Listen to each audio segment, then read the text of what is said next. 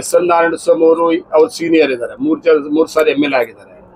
ಒಂದು ಒಳ್ಳೆ cabinet grade board chairman ಕೂಡ ಇದ್ದಾರೆ.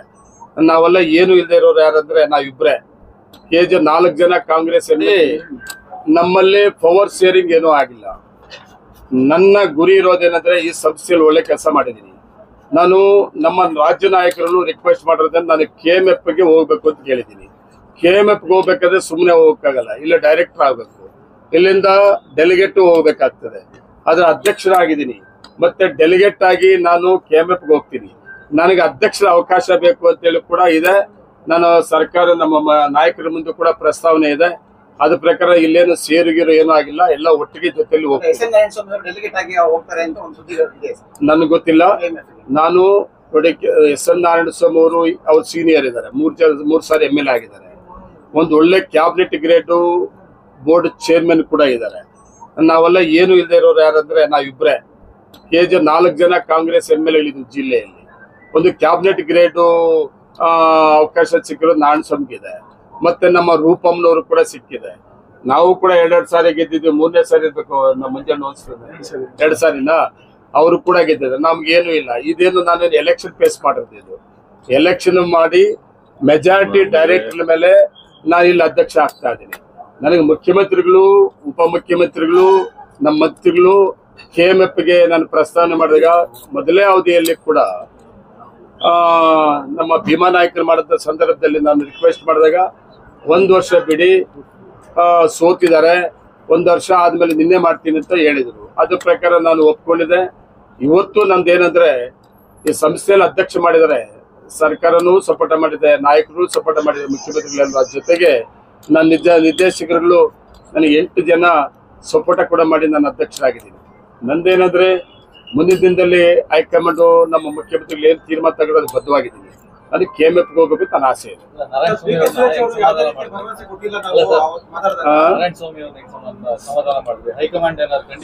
ಅಲ್ಲ, ನಾರಾಯಣಸ್ವಾಮಿ ಅವ್ರನ್ನ ಸಮಾಧಾನ ಮಾಡೋದು ಹೈಕಮಾಂಡ್ ಬಿಟ್ಟಿದ್ದು.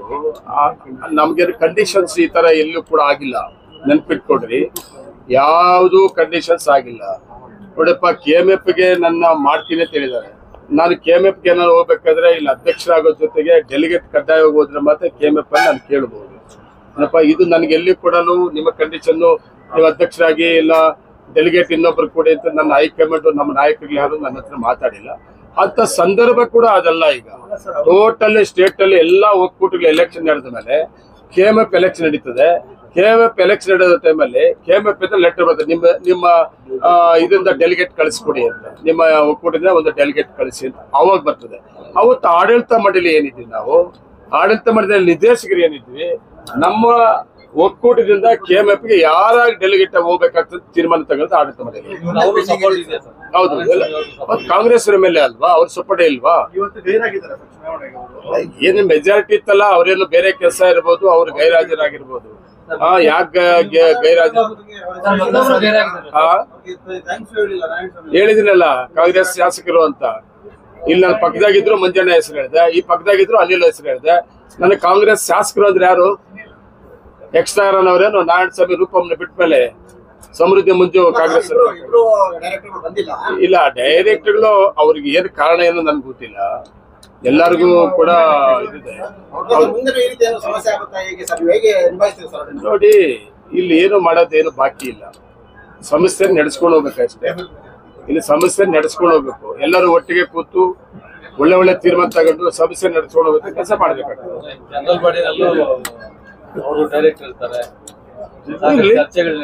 ಚರ್ಚೆ ಮೇಲೆ ನಡೀತದೆ, ಸಂಸ್ಥೆ ವಿಷಯದಲ್ಲಿ ಚರ್ಚೆ ಆಗ್ತದೆ. ಸಮಸ್ಯೆ ಉದ್ದೇಶದಿಂದ ತೀರ್ಮಾನ ತಗೋತೀವಿ. ಪರ್ಸನಲ್ ವೈಯಕ್ತಿಕವಾಗಿ ತೀರ್ಮಾನ ತಗೊಳ್ಳೋದು ಏನೂ ಇಲ್ಲ. ನಾನು ಎಕ್ಸ್ಪೆಕ್ಟ್ ಮಾಡೋದು ಏನಂತಂದ್ರೆ, ಅವರು ಗೆದ್ದಿದ್ದಾರೆ, ನಾನು ಗೆದ್ದಿದ್ದೀನಿ. ಅವ್ರ ಸೀನಿಯರ್ ಶಾಸಕರಿದ್ದಾರೆ. ಇಲ್ಲಿ ಸಂಸ್ಥೆಗೆ ಬಂದ ಫಸ್ಟ್ ಟೈಮ್ ಬಂದಿದ್ದಾರೆ. ತುಂಬಾ ಇತಿಹಾಸ ಇದೆ ಈ ಸಂಸ್ಥೆಗೆ. ಇಲ್ಲಿವರೆಗೂ ಎಷ್ಟು ಜನ ನಿರ್ದೇಶಕರಾಗಿದ್ದಾರೋ, ಎಷ್ಟು ಜನ ಅಧ್ಯಕ್ಷರಾಗಿದ್ದಾರೋ, ಈ ಸಂಸ್ಥೆನ ಕಟ್ಟಿದಾರಲ್ಲ, ಅದನ್ನ ನೆನಪು ಮಾಡಿಕೊಂಡು ಇವತ್ತು ಅವರು ಸೀನಿಯರ್ ಶಾಸಕರಾಗಿದ್ದು ಕೂಡ ಫಸ್ಟ್ ಟೈಮ್ ಇಲ್ಲಿ ನಿರ್ದೇಶಕರಾಗಿ ಬಂದಿದ್ರು ಕೂಡ ರಾಜಕಾರಣ ಬೇರೆ ರೀತಿಯಲ್ಲಿ ಮಾಡೋದು, ನಾವು MLA ರಾಜಕಾರಣ ಮಾಡೋದು ಬೇರೆ ರೀತಿ ಇರ್ತದೆ. ಈ ಸಂಸ್ಥೆಯಲ್ಲಿ ಕೆಲಸ ಮಾಡೋದು ಬೇರೆ ರೀತಿ ಇರ್ತದೆ. ಸರ್ಕಾರದ ಅನುದಾನಗಳೆಲ್ಲ ಸಂಸ್ಥೆಯಲ್ಲಿ ಹಾಲು ಉತ್ಪಾದಕರು ಕೊಟ್ಟಂತ ಹಾಲನ್ನ ಮಾರಾಟ ಮಾಡಂತ ದುಡ್ಡಲ್ಲಿ ಹಾಲು ಉತ್ಪಾದಕರು ಮತ್ತೆ ಸಂಸ್ಥೆಯನ್ನ ಕಟ್ಟಂತವ್ರು, ಅದಕ್ಕೆ ಸಹಕಾರ ಕೊಡ್ಬೇಕಾಗ್ತದೆ. ಅವರು ಕೂಡ ಮಾಡ್ತಾರೆ. ಹಾಲು ಉತ್ಪಾದಕರಿಗೆ ಇಲ್ಲ, ನಾನು ಆ ತರ ಮಾಡಕ್ ಬರಲ್ಲ. ಯಾವುದೇ ನಾನು ಹೇಳಿದ್ದೀನಿ ಮುಂದಿನ ಗುರಿಗಳು ಏನು ಯೋಜನೆಗಳು ಅಂತ ನಾನು ಅವಾಗಲೇ ಹೇಳಿದ್ದೀನಿ. ಆಡಳಿತ ಮಂಡಳಿಯಲ್ಲಿ ನೆಕ್ಸ್ಟ್ ಆಡಳಿತ ಮಂಡಳಿಯಲ್ಲಿ ಏನೇನು ತೀರ್ಮಾನ ತಗೊಬಹುದು ಹಾಲು ಉತ್ಪಾದಕರ ಪರವಾಗಿ ಇಲ್ಲಿವರೆಗೂ ನಾವು ಒಳ್ಳೆ ಒಳ್ಳೆ ಆಡಳಿತಗಳು ಕೊಟ್ಟಿದ್ದೀವಿ. ಮುಂದೆ ಕೂಡ ಅಷ್ಟೇ, ಈ 5 ವರ್ಷ ಅವಧಿಯಲ್ಲೂ ಕೂಡ ಹಾಲು ಉತ್ಪಾದಕರ ಪರವಾಗಿರ್ತದೆ. ಹಾಲು ಉತ್ಪಾದಕರು ಹೆಚ್ಚಿಗೆ ಮಾಡ್ತೀವಿ, ಹಾಲು ಉತ್ಪಾದನೆ ಹೆಚ್ಚಿಗೆ ಮಾಡ್ತೀವಿ.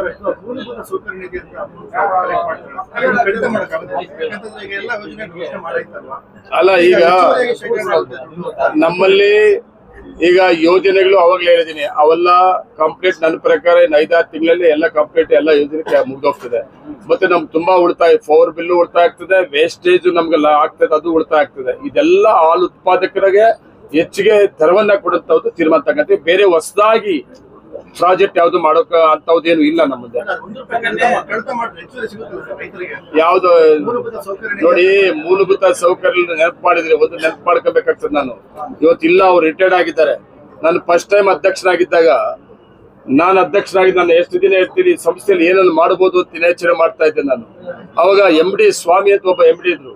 ಅವರೊಂದು ಮಾತನ್ನ ಹೇಳಿದ್ರು ನನಗೆ, ಸರ್ ನೀವೆಲ್ಲ ಮಾಡ್ಬೇಕು ಅಂತ ಹೇಳ್ತೀರಿ, ದುಡ್ಡೆಲ್ಲಿ ಸರ್, ಸರ್ಕಾರ ಕೊಡೋದಿಲ್ಲ, ನೀವು ಹೆಂಗ್ ಮಾಡ್ತೀರಿ ಅಂತ ಹೇಳಿ ಸ್ವಾಮಿ ಅವರು ಅಂದಾಗ ಅವ್ರೊಂದು ಹೇಳಿದ್ರು, ಏನ್ ನಮ್ಮ ಹೆಚ್ಚುವರಿ ವೇಸ್ಟ್ ಖರ್ಚುಗಳಾಗ್ತದೆ ಆ ಖರ್ಚುಗಳೆಲ್ಲ ಕಡಿಮೆ ಮಾಡಿ ನಾವು ಈ ಡೆವಲಪ್ಮೆಂಟ್ ಫಂಡ್ಗೆ 1 ಲೀಟರ್ಗೆ ₹1 ಫಿಕ್ಸ್ ಮಾಡ್ಕೊಂಡು ಹಾಲು ಉತ್ಪಾದಕ ತೊಂದರೆ ಆಗದಿರೋ ರೀತಿಯಲ್ಲಿ ವೇಸ್ಟ್ ಖರ್ಚು ಮಾಡಿ ₹1 ಡೆವಲಪ್ಮೆಂಟ್ ಫಂಡ್ ಅಂತ ಸರ್ ಅಂತಂದ್ರು. ಅದಕ್ಕೆ ನಾನು ಬೋರ್ಡ್ ನ ಎಲ್ಲ ರಿಕ್ವೆಸ್ಟ್ ಮಾಡಿ ಒಪ್ಪಿಸ್ಕೊಂಡು ತಗೊಂಡ ತೀರ್ಮಾನ ಇವತ್ತು ₹350 ಕೋಟಿ ಪ್ರಾಜೆಕ್ಟ್ಗಳಿದೆ ನಮ್ಮ ಹತ್ರ. 3 ಕೂಡ 350 ಈಗಾಗಲೇ ನಮ್ಗೆ 260 ಕೋಟಿ ರೂಪಾಯಿ ಅವತ್ತು ಸ್ವಾಮಿ MD ಕೊಟ್ಟಂತ ಅವಕಾಶ ನಮ್ಗೆ ಸಲಹೆ.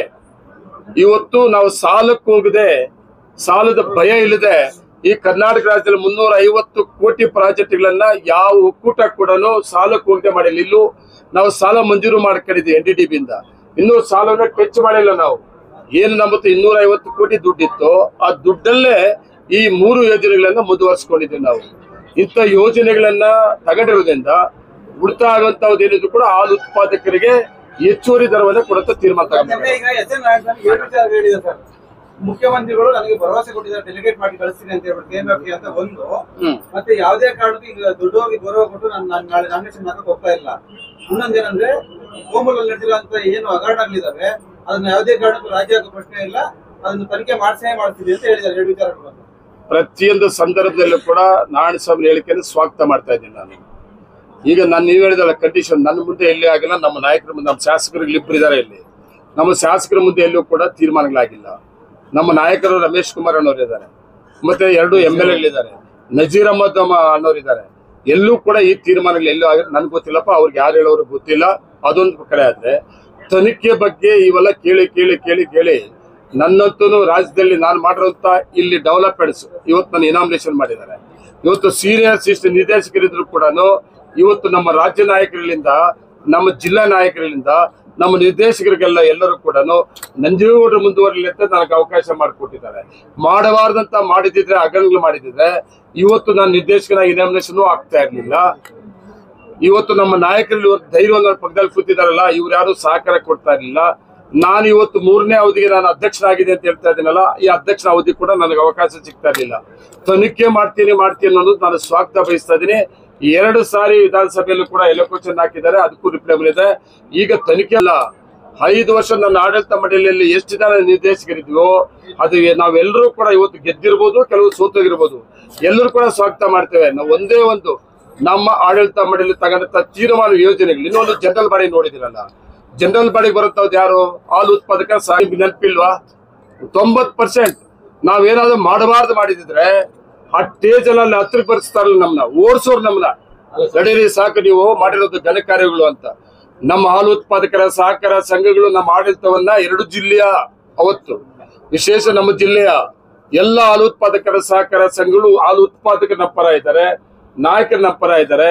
ಇವರು ವೈಯಕ್ತಿಕವಾಗಿ ಏನಾದ್ರು ಮಾಡೋದಾದ್ರೆ ನಾನು ಸ್ವಾಗತ ಮಾಡ್ತಾ ಇದ್ದೀನಿ. ಅಲ್ಲ, ನಮಗೂ ಅವ್ರಿಗೇನು ಮನಸ್ತಾಪ ಇಲ್ಲ. ಕಾಂಗ್ರೆಸ್ MLA ಅಲ್ಲ, ನೀವು ನೋಡ್ತೀರಿ ಪ್ರತಿಯೊಂದು ಸಭೆಯಲ್ಲಿ ಹೇಳ್ತೀನಲ್ಲ, 3 ಸಾರಿ MLA ಸೀನಿಯರ್ ಅಂತ. ಏನಪ್ಪಾ ನಾವೇನು ಕಾಂಗ್ರೆಸ್ ಅವ್ರು ಕೂತ್ಕೊಂಡು ಮಾತಾಡೋದೇನು ನಮ್ಗೇನು ಒಬ್ಬ ಕೂತ್ಕೊಂಡು ಮಾತಾಡಕ್ಕೆ ಅವಕಾಶ ಸಿಕ್ಕಿದ್ರೆ ಕೂತ್ಕೊಂಡು ಕಾಂಗ್ರೆಸ್ ಎಮ್ ಎಲ್ ಎ ಮಾತಾಡ್ತೀವಿ. ನೋಡಿ ಅವರು ನಾನು ಸುಮಾರು ಸಾರಿ ನಾನು ಹೇಳಿದ್ದೀನಿ, ವಯಸ್ಸಲ್ಲಿ ಸಿಕ್ಕವರಾದ್ರೂ 3 ಸಾರಿ ಶಾಸಕರಾಗಿದ್ದೀರಿ ಅಂತ.